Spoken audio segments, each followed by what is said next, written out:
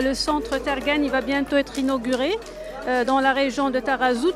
Est-ce que vous pouvez nous parler un peu du centre, de sa finalité et nous parler également du circuit touristique qu'on va découvrir demain et qui sera proposé pour les touristes dans l'avenir?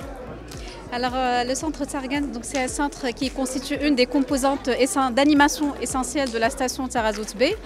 L'inauguration de ce centre coïncide cette année avec la célébration de la Journée internationale de l'arganier qui est le 10 mai. Alors, c'est un centre qui vise principalement à préserver le patrimoine naturel et culturel lié à l'arganier.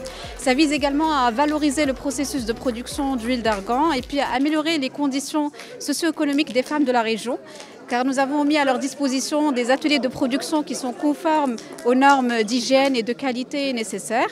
Et c'est un centre qui vient renforcer le positionnement de la station Tarazout B en tant que station éco-responsable à forte orientation sociale et environnementale.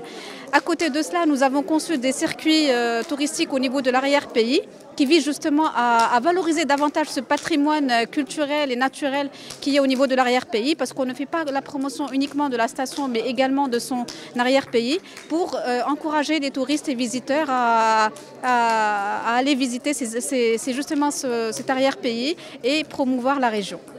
Alors, en quoi consiste ce circuit? Il y aura une visite chez l'habitant Alors, c'est un circuit qui a été conçu en partenariat avec le RDTR, donc c'est le réseau de développement du tourisme rural, et qui démarre du centre d'Ergan et qui fait des arrêts dans différents points d'intérêt au niveau de l'arrière-pays, notamment des coopératives locales, avec des arrêts chez l'habitant pour justement s'imprégner de cette culture locale au niveau de l'arrière-pays. On va bientôt inaugurer le centre Tergan à Tarazout B. Quelle est la valeur ajoutée de ce centre pour la région du Sud, au niveau touristique surtout? Driss Bouti, secrétaire général de la Fondation du Sud, fondation reconnue d'utilité publique.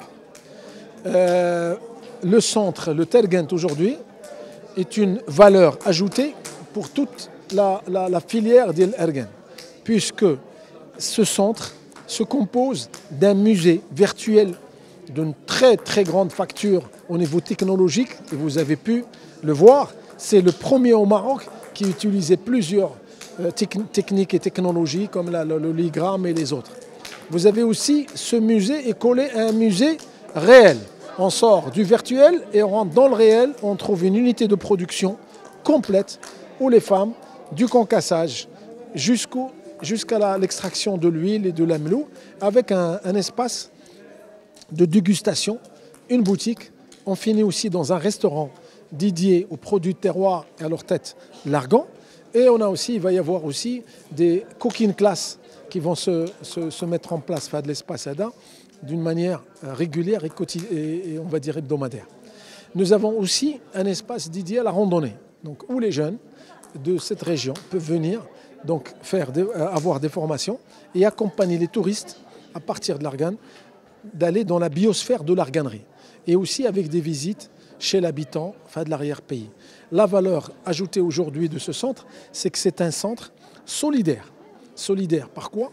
Parce que le musée, c'est 10% des recettes totales TTC qui vont aller directement à la Fédération nationale des femmes dans l'arganerie. Et le centre production, il va être avec le gestionnaire du centre, ils vont le gérer, l'espace de production, en sachant que ces femmes-là doivent être payées sur tout ce qu'elles font comme travail pour le centre et avec le centre.